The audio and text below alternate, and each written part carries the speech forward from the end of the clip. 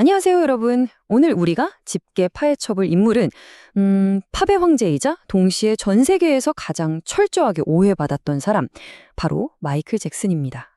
오늘 이 시간에는 우리가 흔히 아는 그 화려한 글로벌 아이콘이라는 거대한 신화, 그 뒤에 가려진 한없이 연약했던 한 인간의 진짜 삶을 하나하나 해체해 보려고 합니다. 자, 준비되셨나요? 바로 시작해보죠. 본격적인 이야기에 앞서서요, 여러분, 이 장면을 머릿속에 한번 그려보시겠어요? 새벽 3시입니다. 다른 또래 아이들은 집에서 한창 곤히 자고 있을 그 시간에 겨우 5살 난 꼬마아이가 성인용 스트립클럽 무대 위를 돌아다니고 있어요. 술에 취한 어른들이 팁으로 던진 동전을 주우면서 말이죠. 정말 등골이 서늘해지는 이 끔찍한 장면? 믿기 힘들겠지만 이게 가상의 이야기가 아니래 마이클 잭슨의 실제 유년 시절이었습니다. 사실상 그가 평생 짊어지고 가야 했던 거대한 트라우마의 시작점이었던 거죠. 자, 첫 번째 파트입니다. 빼앗긴 어린 시절, 그리고 태어난 스타에 대해 얘기해 보겠습니다. 우리가 기억하는 화려하고 신나는 잭슨 파이브 다들 아시죠? 근데 그 이면에는 진짜 말도 안 되는 어두운 진실이 있었습니다. 마이클의 아버지 조셉은요, 그냥 엄격한 아버지가 아니었어요. 이건 체벌 수준이 아니라 완전한 아동학대였죠. 냉장고 전선을 뽑아서 아이들을 구타하고 방금 말씀드린 것처럼 그 늦은 밤에 성인 전용 클럽에서 억지로 노래를 부르게 했습니다. 마이클 잭슨이 나중에 자기 어린 시절을 회고하면서 뭐라고 했는지 아세요? 단 하나의 행복한 기억도 없다고 고백했습니다. 동네 놀이터에서 평범하게 노는 아이들을 창문 너머로 보면서 매일 밤 울어야 했던 소년, 정상적으로 성장할 기회를 완벽하게 뺏겨버린 아주 잔혹한 시간이었습니다. 그럼 여기서 아주 자연스럽게 이런 의문이 하나 드실 겁니다.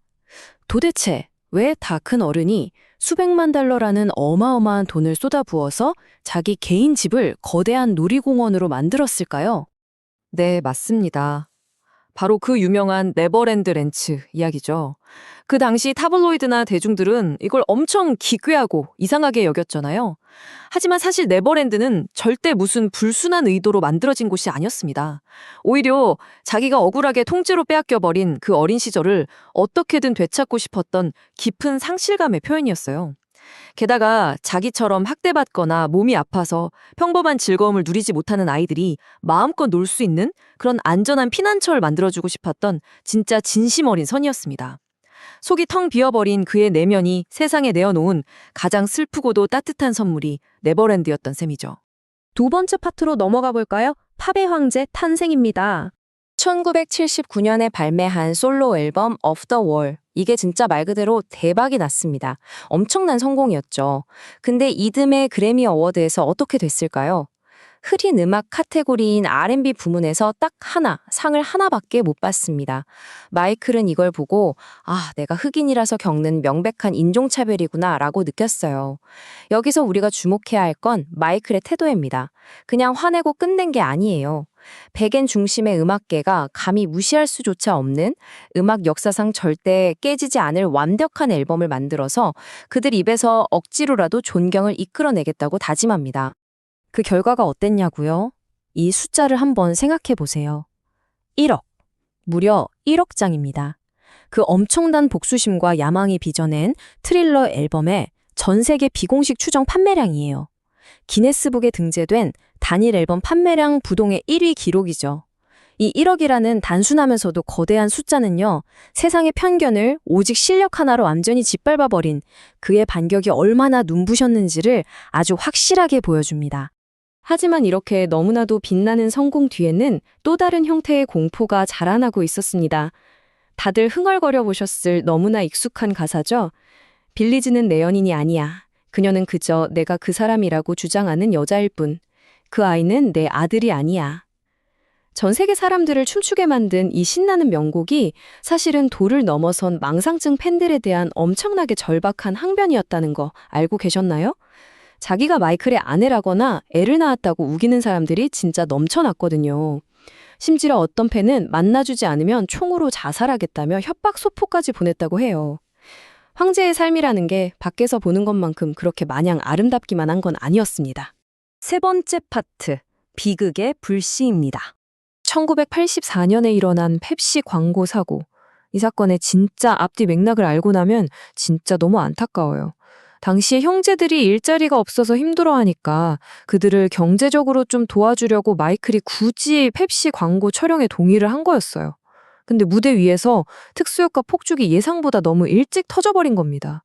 그 바람에 마이클은 두피에 끔찍한 3도 화상을 입게 되죠. 자기 머리에 불이 붙은 줄도 모르고 춤을 춰야 했던 이 참혹한 사고. 결국 이 사건 때문에 그는 평생을 극심한 고통 속에서 진통제와 수면제에 의존하게 됩니다. 여기서 또 하나 놀라운 건 뭔지 아세요? 이 사고로 받은 어마어마한 피해 보상금을 마이클이 전액 화상치료센터에 기부했다는 사실입니다. 그 당시에 타블로이드 언론들이 만들어낸 루머들 기억나시죠? 실제 의학적인 진실이랑은 정말 하늘과 땅 차이였습니다. 언론에서는 그가 백인이 되고 싶어서 일부러 피부를 표백했다느니, 성형 중독에 빠져서 얼굴을 망쳤다느니 하면서 정말 조롱 섞인 비난을 마구 쏟아냈어요. 근데 팩트는 뭐였냐? 그는 피부의 멜라닌 색소가 파괴되는 자가면역 질환인 백반증을 아주 심하게 앓고 있었습니다. 그 얼룩덜룩해진 피부톤을 맞추려면 어쩔 수 없이 아주 밝은 화장으로 덮어야만 했던 거죠. 코 수술도 마찬가지예요. 어릴 때 아버지한테 맨날 코 크다고 조롱받았던 상처에다가 무대에서 다쳐서 부러진 콧등에 호흡 문제가 생겨서 불가피하게 재수술을 해야만 했던 겁니다. 그렇게 잔인했던 루머들 뒤에는 사실 매일매일 고통받고 있던 환자가 있었던 거죠. 자, 이제 이야기의 가장 어두운 부분으로 들어갑니다. 네 번째 섹션, 스캔들, 갈취, 그리고 미디어입니다. 1993년에 세상을 발칵 뒤집었던 끔찍한 아동 성추행 스캔들, 그 갈취 사건의 진짜 전말을 말씀드릴게요. 마이클은 12살짜리 소년 팬이랑 정말 순수하게 친구가 됐어요. 근데 그 다음 해에 돈 냄새를 맡은 소년의 친아버지라는 사람이 나섭니다. 직업이 무려 치과 의사였는데 자기 친아들에게 마취제까지 놔가면서 마이클한테 성추행을 당했다고 거짓말을 하라고 강요를 한 거예요. 그러고는 그걸 빌미로 마이클에게 어마어마한 돈을 떼어내려고 하죠. 이 사건 때문에 마이클은 경찰에게 알몸 상태로 사진까지 찍히는 인간으로서 정말 이루 말할 수 없이 참담하고 수치스러운 조사를 받아야 했습니다. 결과는 어땠을까요? 철저한 증거 불충분. 근데 진실이 밝혀진 건 아무 소용이 없었어요. 대중의 머릿속에는 이미 아동 성추행범이라는 절대 지워지지 않는 치명적인 낙인이 콱 찍혀버렸으니까요. 근데 비극은 한 번으로 끝나지 않았습니다. 2003년에 터진 두 번째 의혹, 그리고 그 기가 막힌 재판 과정을 한번 보시죠. 사건의 시작은 영국의 한 다큐멘터리였습니다. 제작진이 마이클이 암투병 중인 아이를 도와주는 장면을 앞뒤 싹 자르고 엄청 악의적으로 교묘하게 편집해서 방송을 내보냅니다. 이걸 본 소년의 어머니가 이거 돈이 되겠다 싶었던 거죠. 자신들이 네버랜드에 감금당한 상태에서 아들이 성추행을 당했다고 고소를 해버립니다. 근데 재판 과정에서 정말 어이없는 사실이 폭로돼요. 이 어머니가 자기는 네버랜드에 감금돼서 죽을 뻔했다고 펑펑 울면서 주장했던 바로 그 날짜들에 마이클의 돈으로 밖에서 아주 호화롭게 명품 쇼핑을 즐기고 다녔던 카드 영수증들이 법정 증거로 고스란히 제출된 겁니다. 철저하게 꾸며낸 거짓말이라는 게 만천하에 까발려진 순간이었죠. 결국 어떻게 됐을까요? 배심원단과 판사가 10여 개가 넘는 그 모든 혐의에 대해 최종적으로 전원 무죄를 선고합니다.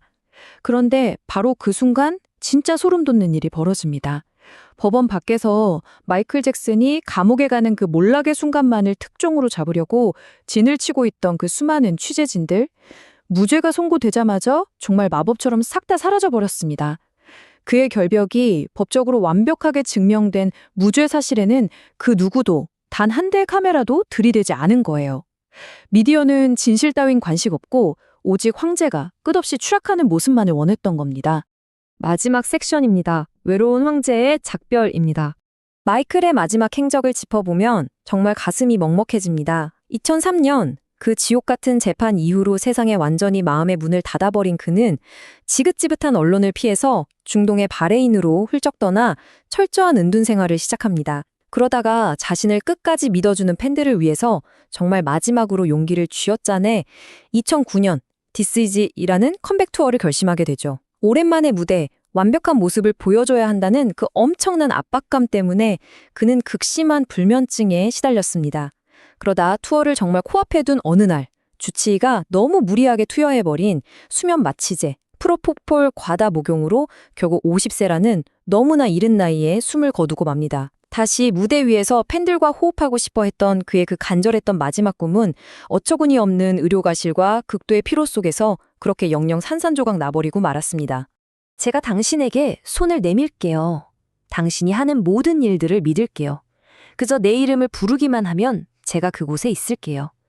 마이클 잭슨이 13살 꼬마 시절부터 전 세계의 수많은 팬들을 위로하며 불렀던 명곡 I'll Be There의 가사입니다. 하지만 수십 년 동안 그가 전 세계 사람들에게 건넸던 이 따뜻한 위로의 노래는요, 역설적이게도 그 자신이 평생토록 세상 사람들을 향해 던졌지만 아무도 대답해주지 않았던 누군가 제발 나 좀 잡아달라는 간절한 구조 요청이 아니었을까요? 오늘 이 깊이 있는 이야기를 마무리하면서 여러분께 꼭 이 묵직한 질문 하나를 남겨드리고 싶습니다. 자기 평생을 다 바쳐서 세상의 상처를 치유하고 사랑을 나눠주려고 했던 사람. 하지만 정작 자기가 가장 선의를 베풀었던 사람들에게 철저하게 배신당하고 이용당해서 미디어에 의해 갈갈이 찢긴 채 홀로 고립되어 버렸을 때 정작 완전히 부서져 버린 그의 영혼을 치유해준 사람은 세상에 과연 누구였을까요?